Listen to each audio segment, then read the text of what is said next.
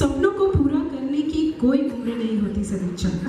वो बात करो पैदा तुम अपनी जुबानों में, वो बात करो पैदा तुम अपनी जुबानों में।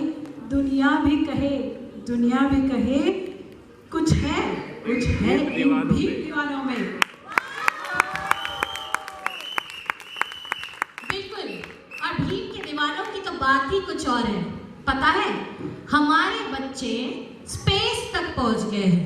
Let's welcome Shobit Thulkar, who will take us through his journey to space and also explain how Dr. Babasaheb Ambedkar's thoughts can help us in today's scientific discoveries.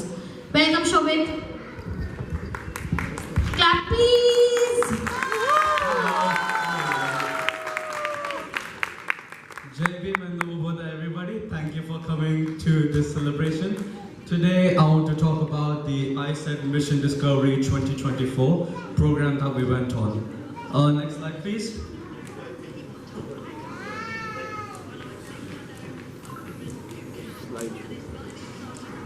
Thank you. So first of all, well, it was a full week program where we had to create an experiment, right? So what we had to do was make an experiment that will help mankind, that will help people in space on the ISS.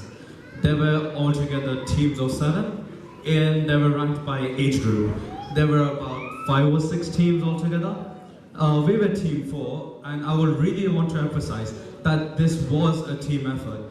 I couldn't do this on my own. Like, it's all because of the amazing people I had on my team that we were able to do this, and we were able to do it so well. Again, we also had a lot of people that were helping us throughout the program. We had 5 judges and mentors. So when we were presenting whatever we had, they will like tell us, they'll judge us on what we did. And we also had mentors that throughout will give us ideas, or if we were stuck, they will help us with what it was. Throughout the schedule, first 2 days, we had come up with at least 20 to 21 ideas. So, and then from day 3 to day 4, what we did was we researched on the ideas. We made sure that we took all of the criteria that it will fit to go to space.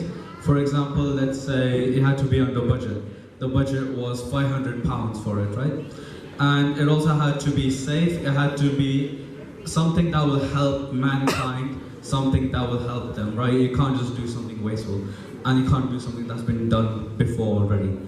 So that was the schedule. And we also had lecturers every day.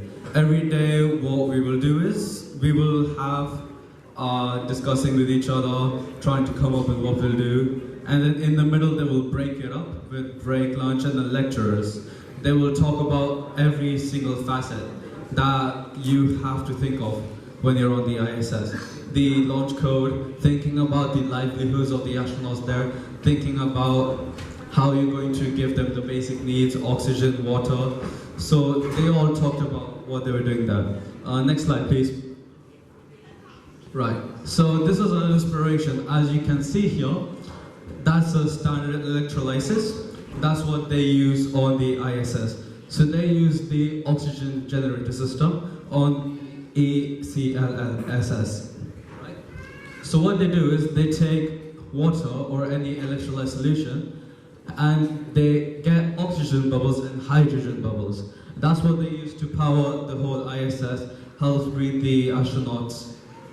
What we thought was, what if instead of having that, because it takes a lot of energy, and the more energy something takes, the more expensive it is to do.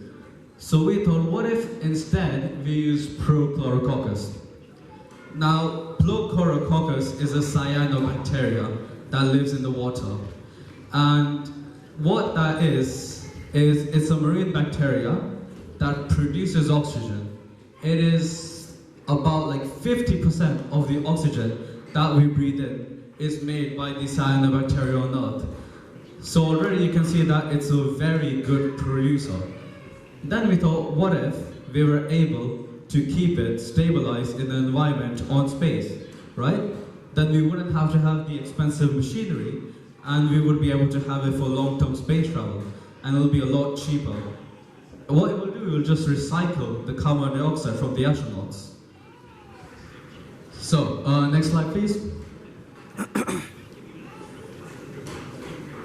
Next slide. Thank you. So, what we thought was, in space, the rate of metabolism for enzymes is a lot higher than on Earth. So, what if we had one experiment which we would detect the oxygen production rate, and that's going on in the ISS. Another experiment we would have going on Earth in ground control, right? So what we wanted to do was compare how much oxygen exactly could you produce in those days, which was a span of 28 days maximum, right? And hopefully, if the yield of oxygen was high enough, if it was a very sustainable and good oxygen yield, then that'll be perfect. We'll have something that could last for like years and years without ever having to do any maintenance on it. The overall experience was also very, very special. One of the judges actually we had was Steve Swanson. He's a NASA astronaut, and everyone that actually helped us were people that were working for NASA currently, all in different facets. So what we got to do is we got to work as a team. We had to think. Of course they helped us with the ideas, but the main thing was we had to come up with ourselves. Like this, everyone came up with a new discovery. This is what I want to emphasize. Each and every one of the ideas has been never thought of before by anybody else. So everyone in that room were experts in the field that they were working in. So a lot of the skills we had to use for critical thinking, maybe thinking about how we're going to make this. We can't really like think of very wild ideas like, you know, spaceships and time warps and all that. And we got to meet many amazing people. Like this was a very helpful way for us to connect with people who were already working in NASA. So if in the future we wanted to work in the same field as them, or we wanted to have like experience or any questions, we could just email them. So it was very, very helpful for us. And additionally, we learned a lot of new things. As I said, the lecturers, every day they came in to teach. They took their own time to help us, try to teach us a lot of the important things that you had to learn on the ISS, which we are very grateful for. Of course, as Dr. Babasaheb Ambedkar said, the cultivation of mind should be the ultimate aim of human existence. Our aim has to be to cultivate knowledge, to cultivate learning. Use that knowledge and power to help people and to better the human society. And that's what basically this program was. That's what we're doing. Next slide, please. Right. So, of course, we are team one. Our project is going to be set up on the ISS in about 6 months. And what they'll do now, is that they'll do some final checks. They'll make sure that there aren't any things that we left behind. Make sure that the compartment is safe, like they can travel it without anything going wrong, which will make it the astronauts unable to do the experiment. So they'll do the final checks. After that, as you see here, we have the Falcon 9 rocket made by SpaceX, Elon Musk. That is going to be launched to the ISS in a couple of months. So yeah. Next slide, please.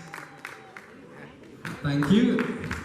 I'm literally impressed by how these people, like how these small kids are presenting everything. Earlier when Arsh was giving presentation, I was just awesome and like, wow, he got skills. And now Shobhan is like, wow, you really got skills.